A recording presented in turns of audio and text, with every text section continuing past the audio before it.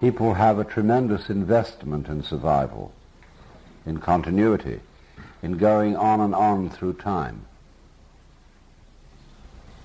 The opposite has been true with at least three major religions of Asia: the Hindu, the Buddhist, and the Jain, where they seem to be against continuity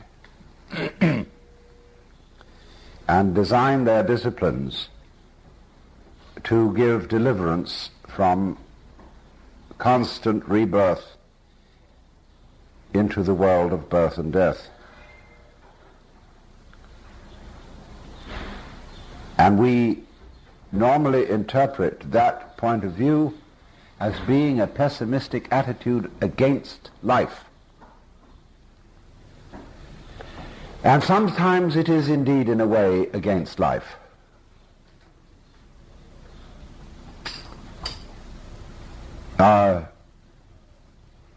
One discovers in India, in modern times at any rate, a puritanical attitude of asceticism, avoidance of pleasure, of sex, and all that, in order to become spiritual.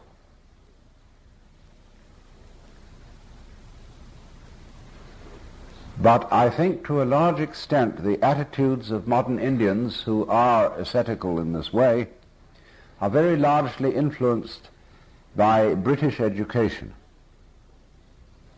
A very strange thing happened in India in the early 19th century. There was a certain Lord Macaulay who wrote poetry that all Englishmen learn in school called the Lays of Ancient Rome. And he was a great classicist. He was someone like Mortimer Adler, who believed that all wisdom was contained in the great books of the West. And he attempted to eradicate Hindu culture completely and replace it with British culture. And he was pretty successful in many ways, because a great Hindu statesman I used to know told me that he had not discovered Hindu culture until he was 45 years old. He was brought up like an Englishman on Xenophon, Plato, Sophocles, Livy, Ovid, and Julius Caesar, Shakespeare, etc., etc., all down the line. And it was so funny because he was much older than I, but we all knew the same Latin jokes. And he looked like an elephant. Had great big ears. It was a wonderful fellow. So India was Britishized to an extraordinary degree and acquired certain Victorian attitudes which still exist among many of the Swamis who come to this country. They're squeamish. But the real meaning of this so-called escape from the round of birth and death is not actually an attitude against life. Indeed, to the contrary, it's an attitude of the fundamental and true acceptance of life. Now, it seems gloomy and wretched to point out that we're all going to die. But I want you to notice that the theme of the transience, the impermanence of all forms, is a theme to which poets constantly resort. One of the most popular poems in the world is the Rubaiyat of Omar Khayyam. And the whole theme of it is transience. The earthly hope men set their hearts upon turns ashes or it prospers. And anon, like snow upon the desert's dusty face, lighting a little hour or two, is gone. Or the great passage in Shakespeare in The Tempest, our revels now are ended. And these our actors, as I foretold you, were all spirits, and are melted into air, into thin, thin air.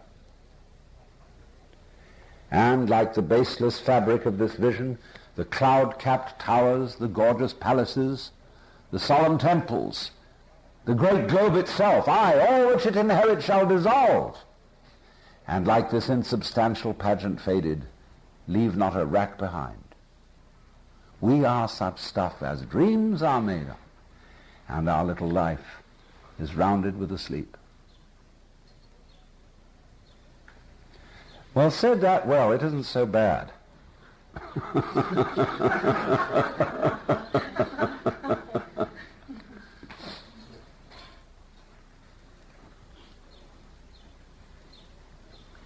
So, but we resist this. Unamuno said, the Spanish philosopher, the human beings are the only creatures who hoard their dead. Why do we do this? There's an undertaker's advert that was around some years ago, which shows a middle-aged but handsome lady looking out of the window on a rainy day.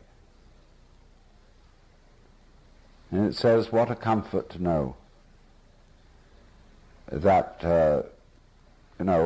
your husband, who's died of ulcers or something, is not corrupting, because he's been put in a concrete vault, in a bronze casket, and skillfully embalmed, and there he will be forever and ever, safe from the bugs. This is terrible. Because I have a theory that dead people should be used as fertilizer. That enormous fields should be prepared, and they'd be put about 3 feet underground until they rot completely, and then a certain period has to wait for maturing, and then we plant all those fields, and we return to the earth that which we took from it. That would be really civilized. But instead, we try to make a block on the end. You see, biology is a mutual eating society. Everything eats everything. And human beings are trying to opt out. We refuse to be eaten. Of course, we've conquered the tigers and the various predatory animals that might eat us, except the little ones. The little bacteria, they feast on us. And we say, no, we are the end. Man is the head of nature, and man must not be eaten. But in so doing, we do not realize how we deprive ourselves, because we are trying to put a stop to the chain of life.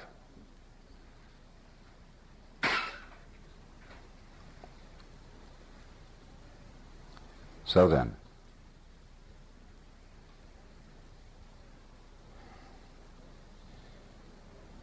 we would say, however, that the Hindus and Buddhists are really trying to put a stop to the chain of life, because they want to opt out altogether.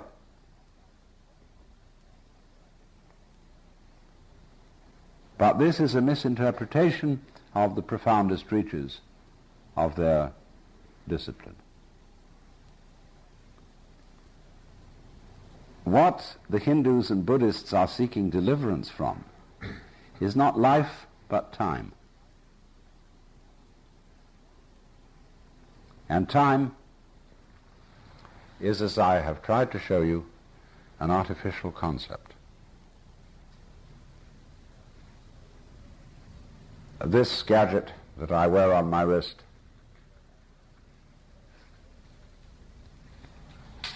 represents each minute by a hairline. And this hairline is made to be as thin as possible, as is compatible with visibility. Because, and therefore it gives us the notion that this moment is nowhere. And therefore we get the feeling from the watch that time flies and we become anxious. So short.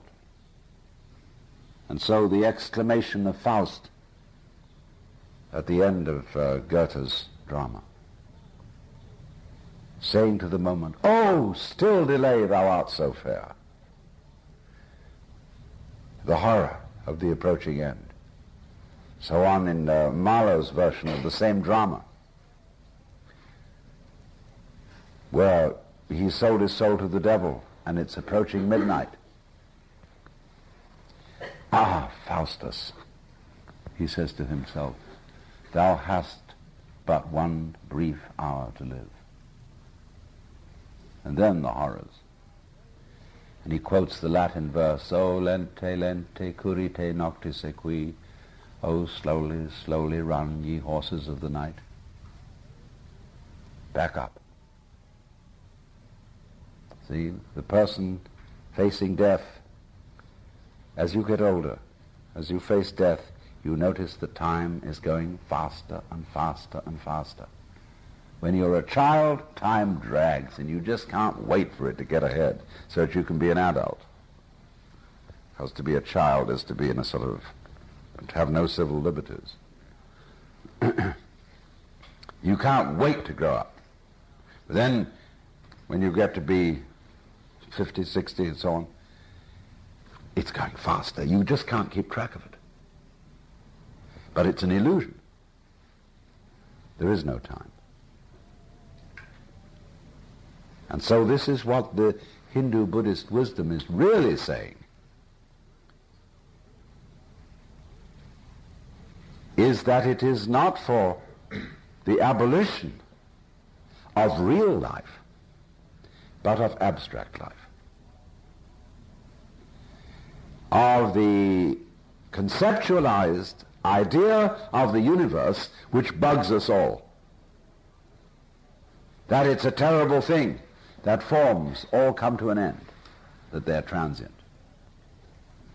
And therefore, to protect us from this reality, we construct abstract worlds in which our form goes on forever.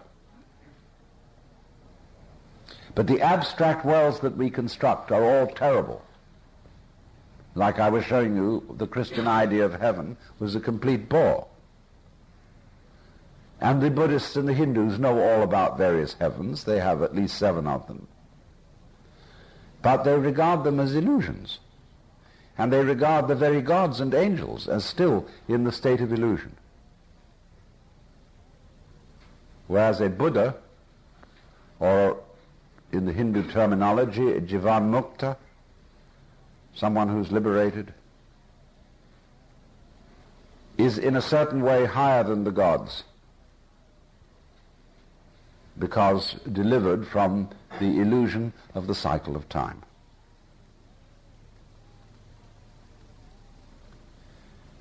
So notice, therefore, that almost all religious beliefs are in fact fantasies to overcome mortality, the slipping away of life, the dissolving of ourselves. And therefore they exhibit fundamentally anxiety. Belief is anxiety. The Anglo-Saxon word underlying belief is lief, L-I-E-F, which means to wish. So we say wishful thinking underlies the various beliefs of all what I would call dogmatic religions. Because if you go into it, the reason for belief in God as a compassionate Father,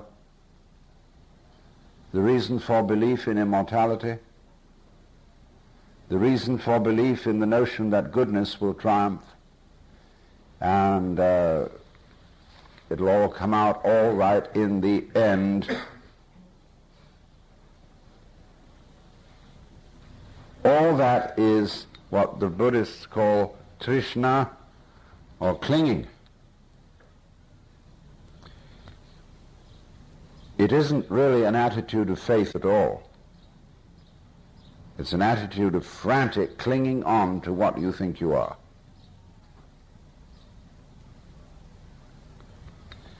And therefore you might say that the highest religion is the religion of non-religion.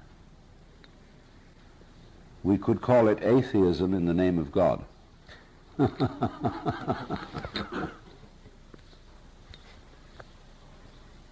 It so happens that this is within the Orthodox Christian tradition. Very few people know about it. But there was a fellow who lived in the 5th or 6th centuries who wrote under the name of Dionysius the Areopagite. And he was translated into Latin by John Scotus Erigena, who was a scholar at the court of Charlemagne. He was deeply studied by St. Thomas Aquinas. In fact, if the writings of the Areopagite had been lost, they could probably be reconstructed from St. Thomas's quotations. But he wrote a book called Theologia Mystica, which is a very strange book. It's about what he calls negative theology. There are two kinds of theology.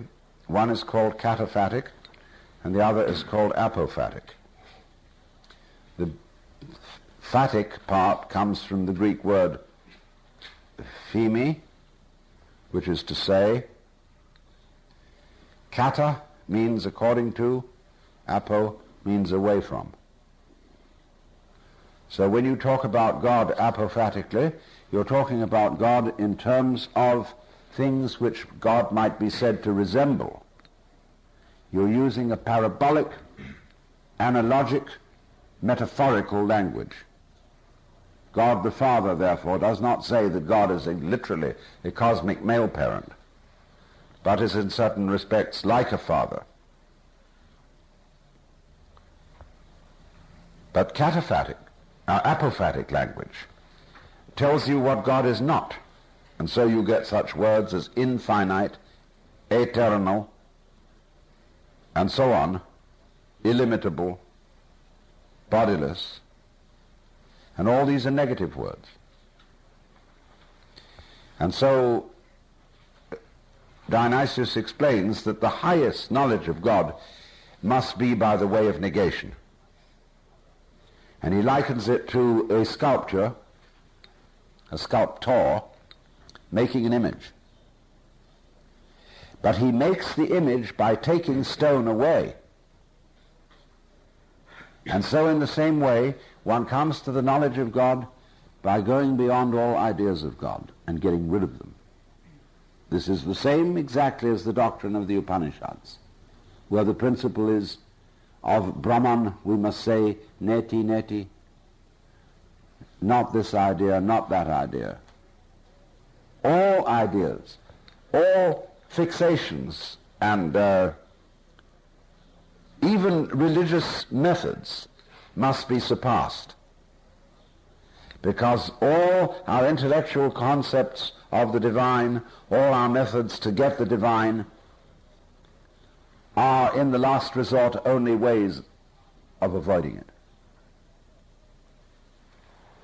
Let go. There is a Tibetan tanka painting I have at home of a monstrous being called Yamantaka. Yamantaka has 11 heads, 18 arms and 18 feet, and an aureole of fire. And in the various hands of the various arms there are bells and daggers and clubs and thunderbolts and all kinds of objects which this being manipulates. And the being is always shown tilted at an angle and dancing like fury upon the bodies of the gods. All the gods, including Buddha, are being trampled underfoot by Yamantaka. Well, I think this is a very strange thing, and naturally the Christian missionaries who went over there said, well, these people are obviously devil worshippers, because Yamantaka's main face is the head of a bloodthirsty bull with fangs. Although when you see all the other heads, right at the top is the head of the Bodhisattva of supreme compassion, Chenrezig in Tibetan, or you know as Kannon in Japanese. Avalokiteshvara, the watchful Lord, who's an androgyne and always comes on in a majorly female appearance.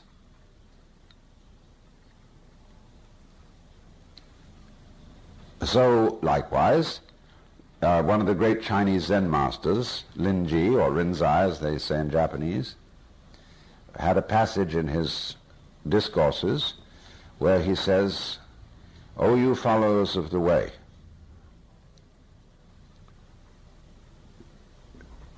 if you meet Buddha, kill the Buddha. If you meet the patriarch, kill the patriarch. If you meet father or mother, kill them. Kill everything you meet. Stand above it, pass on, and be free." Now this sounds terrible. It's as if a minister were to get up in church and say, every time you say Jesus, wash your mouth out. And until they do that, Christianity will remain pretty dead.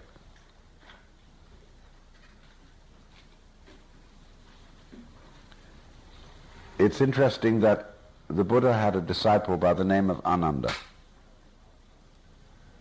who loved the Master very much and was sort of his very close personal friend. And he was the last of all Buddha's disciples to attain enlightenment. He was too attached to Buddha.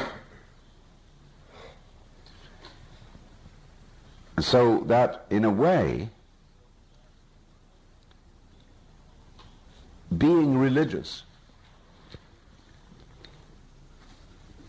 gets in the way of religion.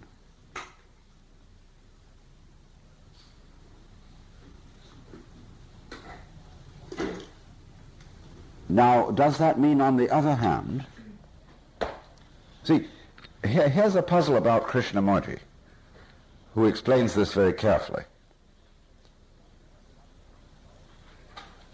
But his earnest disciples, which he doesn't admit that he has, can't read anything except mystery stories. They try. He says he never reads a religious book. He never reads the Bhagavad Gita or the Lankavatara Sutra or the Tao Te Ching or the Bible. A friend of mine was sitting next to him on a plane and was fascinated as to what he was reading. And he was reading a mystery story. Fine. There's nothing against that. But if you can only read mystery stories, and if you can't join in any religious observance, you are in some way curiously limited, because you have made a religion of the religion of no religion. Ha! What a trap that is. So those Puritans who broke down the idols of the church and burned, like the Caliph who burned up the library of Alexandria because he said either it is the Quran, or it is not in the Quran, and the Quran is the only thing we need. So if these books are not the Quran, burn them. In the same way with Bible bangers. So they have this iconoclastic attitude against all the wonderful, colorful, exuberant activities and arts that have flown from the great religions. I think that's silly. To me, it's a hang-up to be against religion, because to be against it is still not to have transcended it.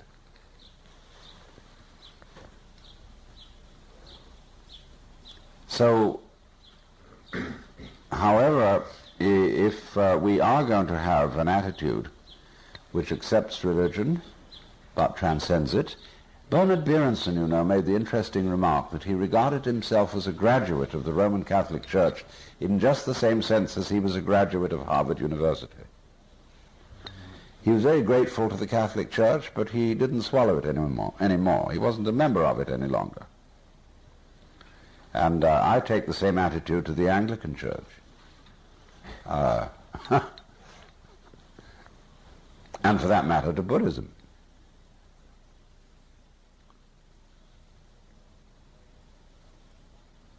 So one gets therefore to the point where beliefs are seen to be obstacles.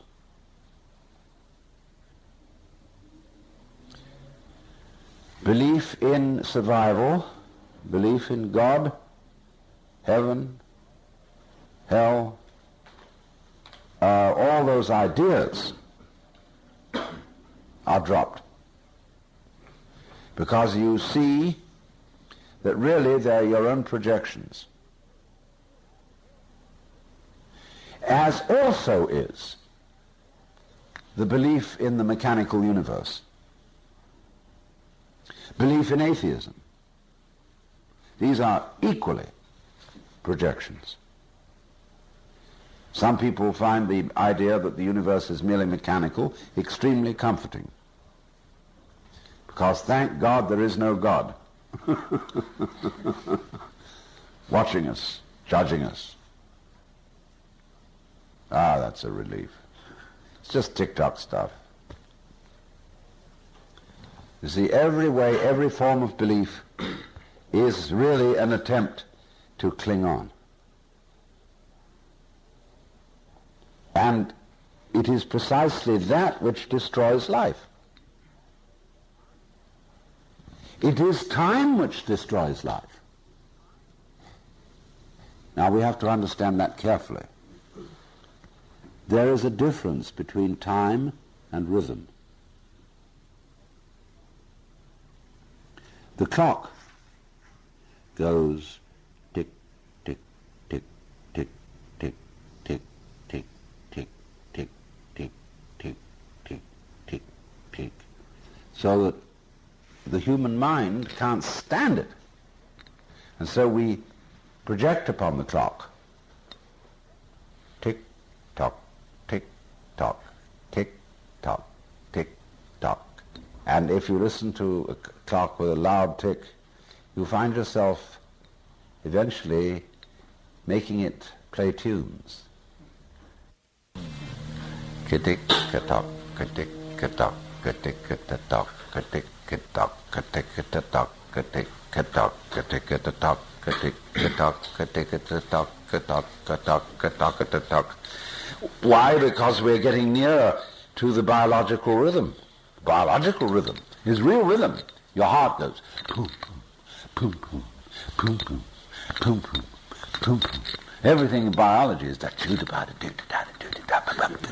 See? That's rhythm. It isn't time. It's something quite different.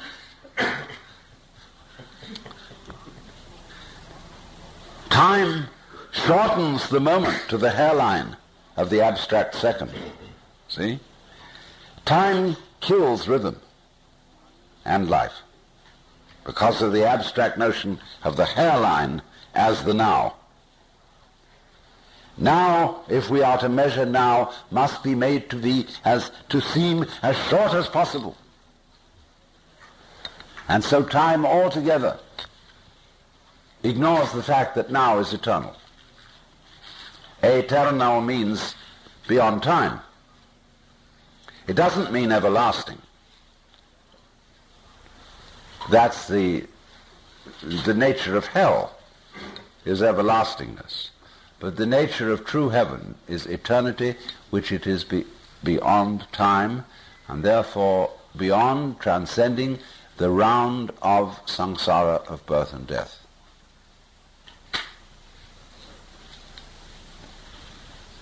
Now, dear people, I really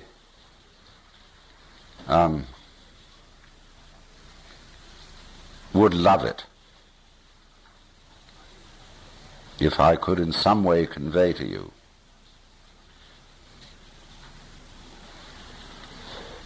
the experience of eternity.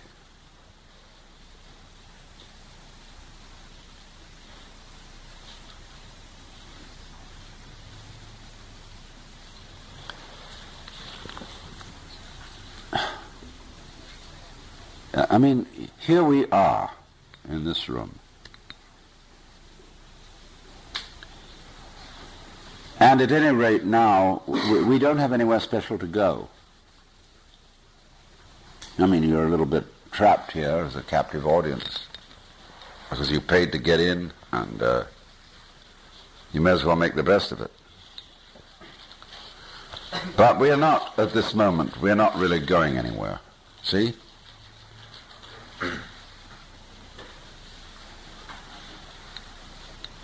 Actually, this assemblage sitting around here is the eternal gathering.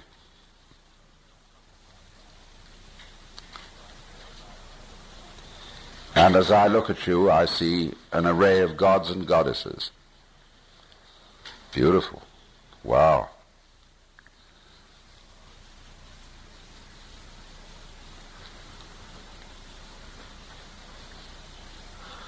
Touched by sunlight. We're here. This is it. Is that possible to accept? That to understand this actual situation that we're in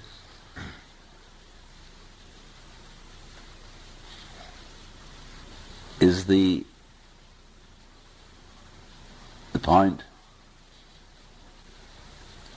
of all great spiritual quests. It's not going to be tomorrow. It's not going to be when you've had time to do something, and to progress towards it in practice. You have to get it now. Now or never. The Easter anthem, incidentally. One of the old archaic ones goes, "This is the day which the Lord hath made. Let us rejoice and be glad in it." See? This is the day. Haec dies, it's called in Latin. This is the day. The Zen Buddhist saying, every day is a fine day.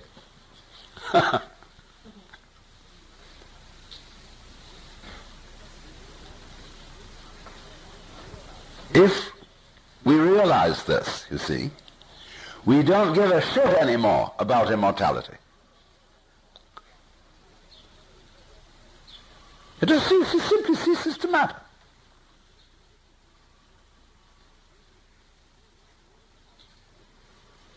Because in the full experience of the eternal now, we watched under your very eyes, or rather, to be more exact, under your very ears, you heard the future vanish. And you heard no past. If you come to your senses, there is only the eternal now.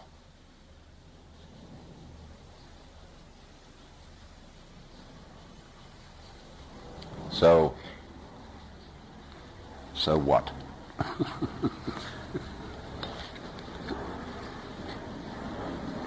You can get rid of an awful lot of encumbering baggage.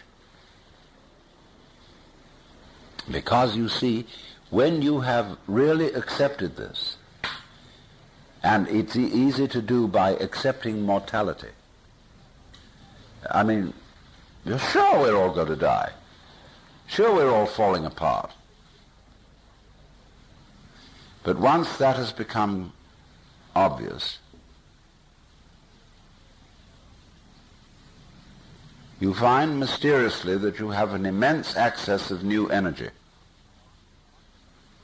Because we are constantly wasting energy. I mean, really wearing ourselves out trying to hold ourselves together.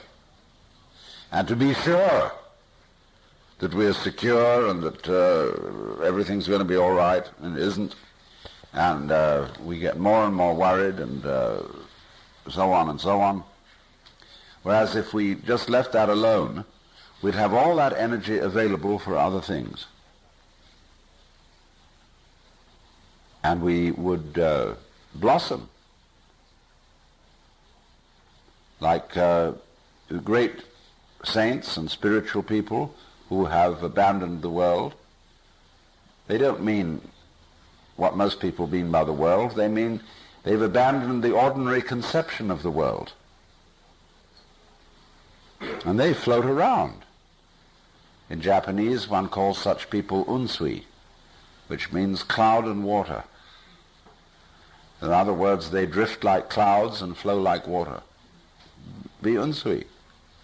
Why not? Yeah, what have you got to lose? Only a concept of who you are. That's all.